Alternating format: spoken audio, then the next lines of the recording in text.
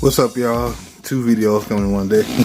I had to come now and talk about some recent breaking news for the Detroit Lions. Apparently, over the last couple days, Lions have fired several positional coaches and assistants, including Harold Nash,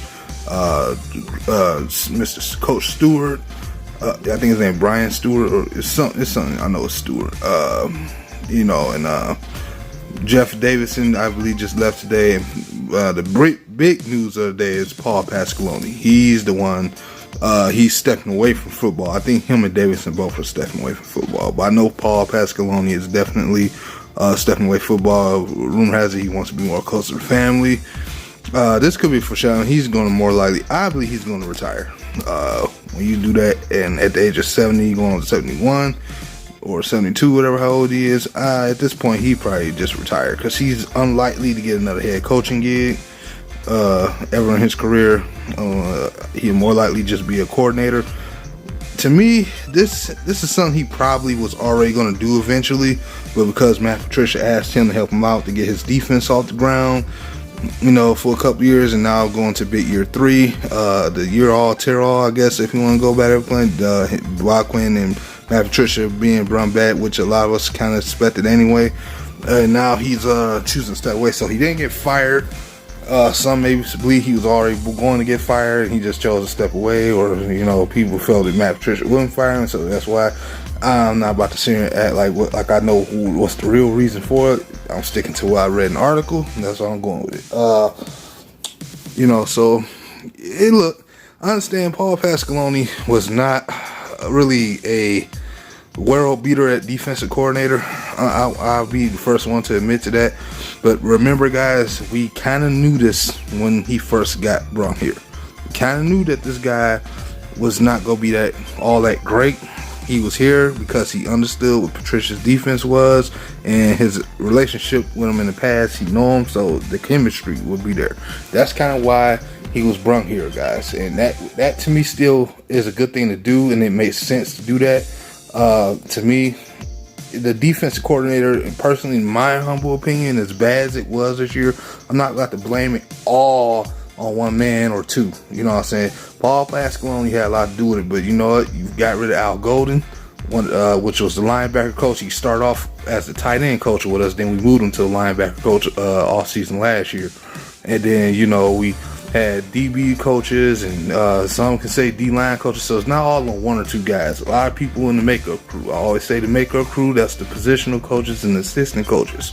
They always call the makeup cast. You know what I'm saying? A lot of those guys can be blamed too. So it's not all just on one guy. But I feel like if the defense was healthy and it had more talent on it, I think Paul Pasqualoni would be a better coordinator. Because at some point, man, where it's offensive defense, you gotta give your coordinator something to work with. It's like I said in the past about a movie. You can give a hell of a script with a story, and you know what I'm saying, that makes sense. You can have all the visual effects on screen, you can have all the data works and all this, but if you ain't got no good skills at acting, you know what I'm saying? If the actors can't, no matter how good the script is and how good the story supposed to be, if your actors can't act, your film is gonna be terrible. You know what I'm saying? It's no matter what, you can have a real good acting gig on a low budget movie. You know what I'm saying? Like, you can have real good acting on a low budget movie. Like, think about Chris Rock. Like, he had a real good acting in a very famous drug movie, and we all know what that movie was, where he played a guy named Pookie. I ain't even gotta say the name of it. We already know what that movie was, man. But you see how that helped build his career, because how good he acted and played the role.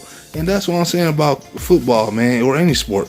You can't just blame it on the coaches or the makeup crew. It's some of this on the players, man. And the coaches that helped develop these guys didn't do a good enough job. And then they give this to the coordinator. This is what he has to present on the product.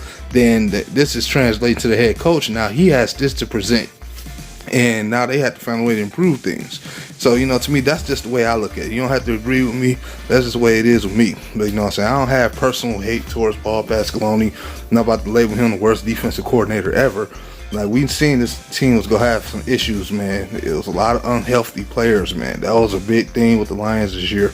You know what I'm saying? Yeah, his coaching was not that good. But, again, we knew this coming into the fray. He was going to be that way. He was there to help get the scheme going right, man. Somebody that was old, reliable, that you know that you can get these guys in the right place to, or at least for the basics of it. You know, they can help you, not some young guy that you gotta kind of really give him spoon feds at times. You know, you can get this guy can come in and be immediate help to Matt Patricia, help get things off the ground. That's the way I looked at it, and that's what it is. I'm not about to make this a long video.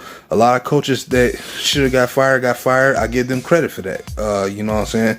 I know people gonna say, why it's just not now. I don't rush stuff. You know what I'm saying? That's how I am.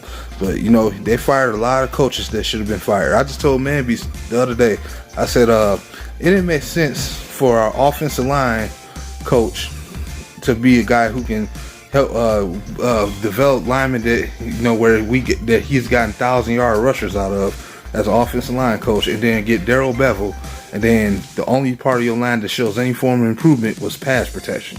I said it then, I said that's kind of a problem with me. You know what I'm saying? If anything, I thought the run protection would get better first, but you seen what happened. But we'll see who they get. I'm not about to throw no names around for this. We'll see. It surprised me. That's all I got for y'all, man. Stay tuned to the round table tonight, man. I should be on there, hopefully. So we'll get more deeper detail with it. It's your boy Nomis J, man. Now out.